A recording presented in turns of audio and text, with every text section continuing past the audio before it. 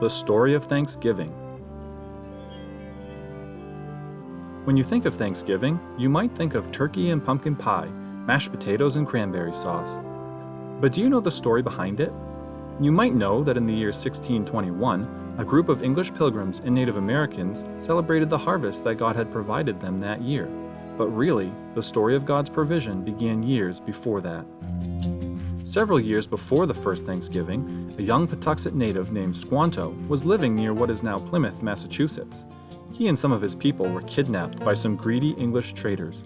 They were brought to Spain and sold into slavery. This was selfish and wrong, but what man meant for evil, God meant for good. While in Spain, Squanto was rescued by monks who taught him about the God of the Bible.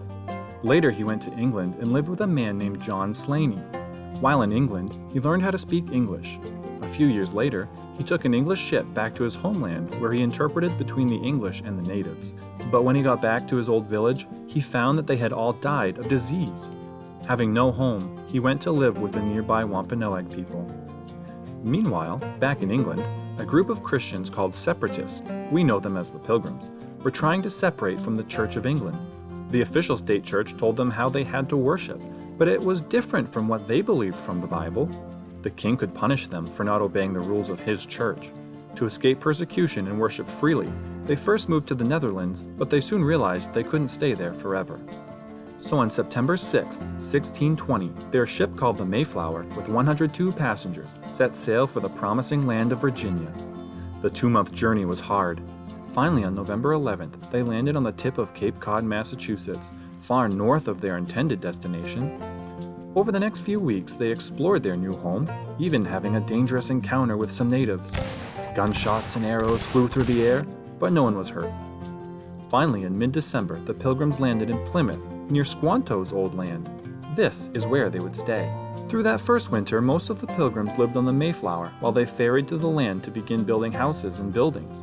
Because of the harsh winter weather, starvation, and sickness, only half of the passengers survived the winter.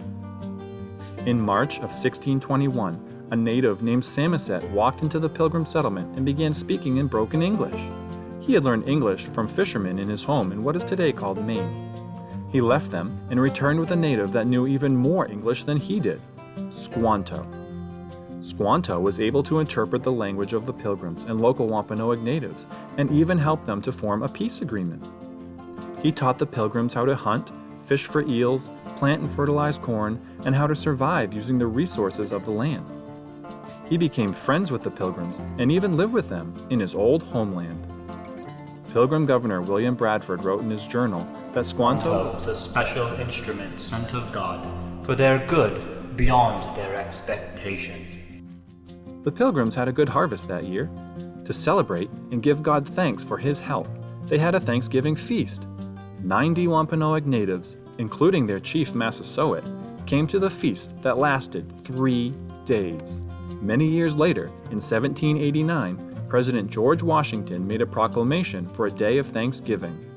He said, "Whereas it is the duty of all nations to acknowledge the providence of Almighty God, I do recommend and assign Thursday, the 26th day of November next, to be devoted by the people of these states, that we may then all unite in rendering unto him our sincere and humble thanks."